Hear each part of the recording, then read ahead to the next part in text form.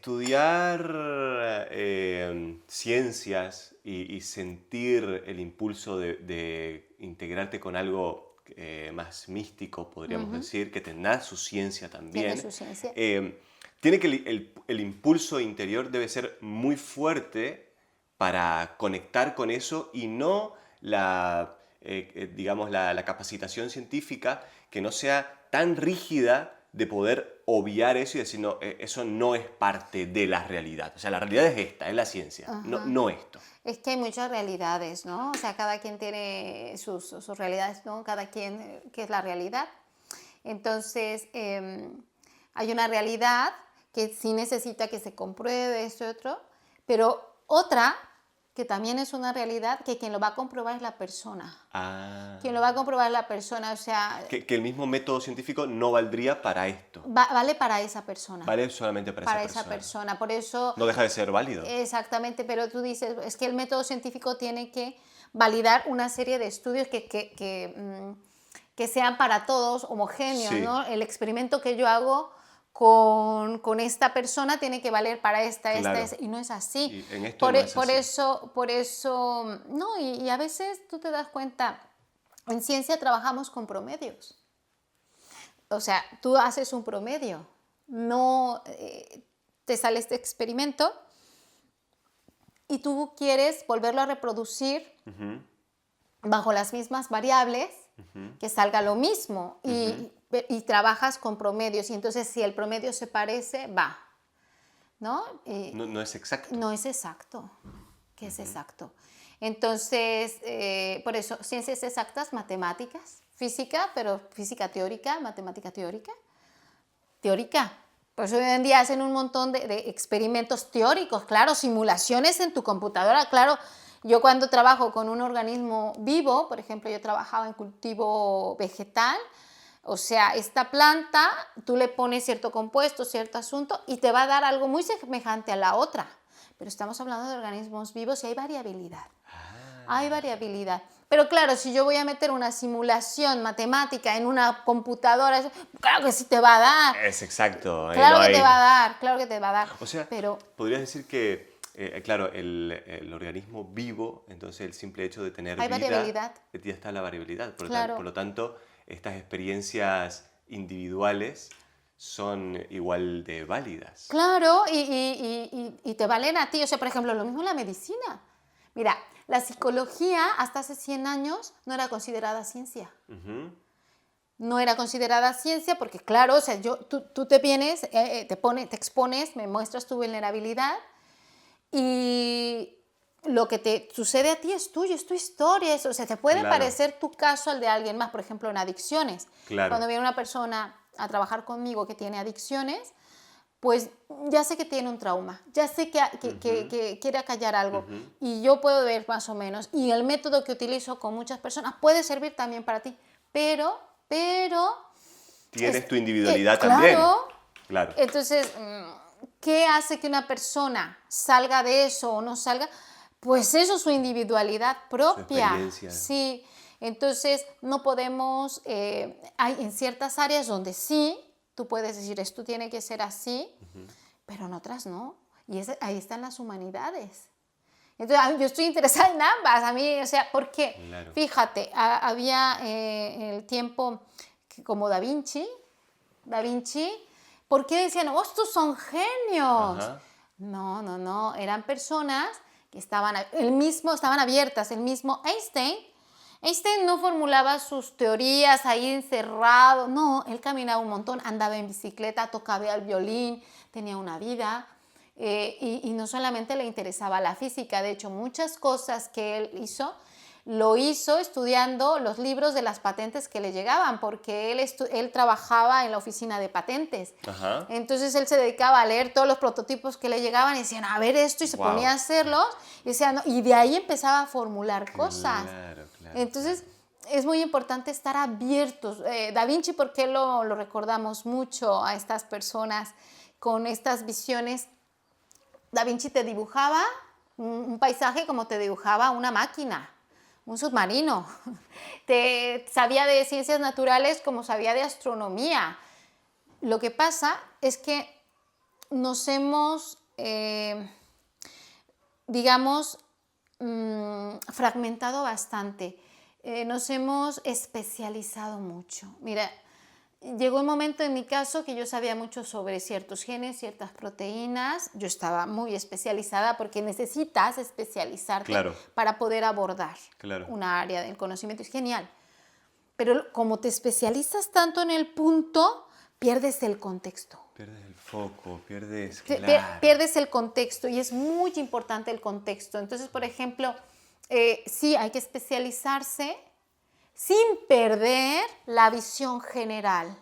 Sí, es como tus cámaras, tus lentes, enfocas, pero que no se pierda el contexto. Porque si no, ¿qué hacen? Lo que hacen es, estudian el riñón, tiene algo la persona y le mandan algo para el riñón. Al riñón. Pero tal vez no es el riñón, tal vez es Claro. una respuesta de una descompensación muy sistémica, pero que en este momento quien está dando la alarma es el riñón, y esto pasa en los sistemas familiares. ¿Qué sucede? Que vienen y te dicen, es que mi hijo está sacando malas notas, está portándose no sé cómo, y todo el mundo se focaliza en ese hijo. Sí. Pero ese ¿Qué hay detrás? Ese es el chivo expiatorio, ese es el riñón que está doliendo, pero vamos a revisar toda la familia, todo el sistema, toda la dinámica. Lo mismo acá. Entonces, ¿qué pasa? Que nos hemos especializado tanto que tanto es malo, no es tan constructivo el exceso como el defecto. O sea, nos hemos excedido en especializarnos. No digo que esté bien o mal, digo que nos hemos excedido. Sí. Entonces, es tener una visión amplia. Entonces, recuerda que siempre el científico es una persona, sí, o es un humano, y esa persona va a interpretar datos. Va a interpretar datos. Entonces, para interpretar datos, primero los tiene que recabar. Pero para recabar datos se tiene que hacer primero una pregunta. Claro. Entonces, primero saber qué quiere resolver. Sí. Y luego, a través de qué herramienta se va a valer para contestar esa pregunta. Entonces, de acuerdo a cómo es su pregunta, van a ser las herramientas que va a utilizar. Y luego, a través de eso que hizo, de ese método, va a obtener resultados. Y esos resultados los va a interpretar. Sí. Al fin y al cabo, es una interpretación. Claro. Entonces, si tú te estás formulando malas preguntas, pues ya. Si te estás formulando mal las preguntas, claro. Tu interpretación ya está condicionada por... Entonces la interpretación va a estar condicionada. Hay mucha gente que quiere plantear la hipótesis, que es la posible... Hace la pregunta y se plantea una hipótesis, que es la posible respuesta. Entonces hay personas que dicen, se plantean esta pregunta y se hacen la respuesta, dicen la respuesta y quieren confirmar su hipótesis. Claro. Tienen un poco de ambición de que eso sea. De que eso que dicen sea. Y entonces, ¿qué hacen? Empiezan a sesgar los estudios para que salga eso. Sí, yo lo he visto. Sí. Sí, muchas veces se hace ciencia así. Se plantean una pregunta, se plantean la hipótesis, la posible respuesta y dicen, pues vamos a ver, queremos que salga esto. Y entonces, pues, ¿qué hacen? Tú puedes hacer un sesgo. Es decir, voy a hacer ciertos experimentos que vayan encaminados para allá. Y a veces, yo lo he visto, no sale como ellos esperan y dicen, esto está mal, hay que repetirlo, eso está mal, y a veces dicen, no va, tal vez lo que te está diciendo es que por ahí, lo que no te está saliendo te está dando buena información. Claro. Entonces dices, y luego ya con ese resultado vas a interpretar. Entonces, de acuerdo a cómo tú interpretas, entonces es como va a ser esa realidad. Esa realidad que tú vas a llevar, incluso la puedes publicar.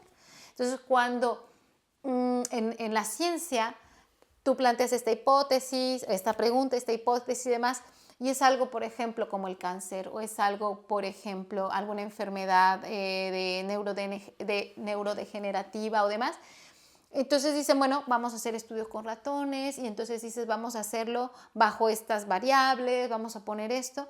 Y entonces esto lo vamos a repetir tantas veces. Y entonces esto que yo hice aquí con estas variables se tiene que reproducir en Alemania o en Sí, China.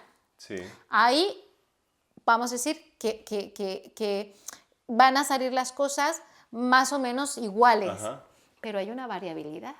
O sea, siempre va a haber una variabilidad, es el más menos, ¿no? Cuando tú ves Ajá. en estadísticas, te dicen el promedio más Más menos. menos, más menos cuánto, o sea, Hay mucha ajá, o poca sí, dependiendo, esa ¿no? variable. Entonces, pero Nosotros como sociedad nos hemos, quizás la gran mayoría, ¿no? La gran masa, como si no lo dice la ciencia, ¿no? Es obsoleto, carente no sirve. claro, no sirve, ¿no?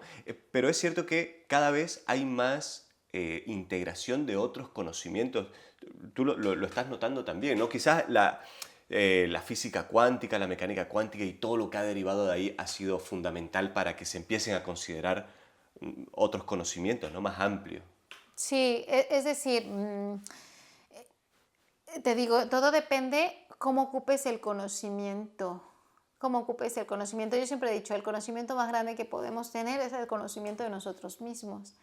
Porque es verdad, de acuerdo a cómo tú te conoces, vas a conocer. Entonces, un científico de verdad, una persona que está haciendo ciencia, necesita hacer un trabajo también interior. Wow. Sí, porque va a mirar, va a observar, o sea, el instrumento del científico y de las personas son sus sentidos.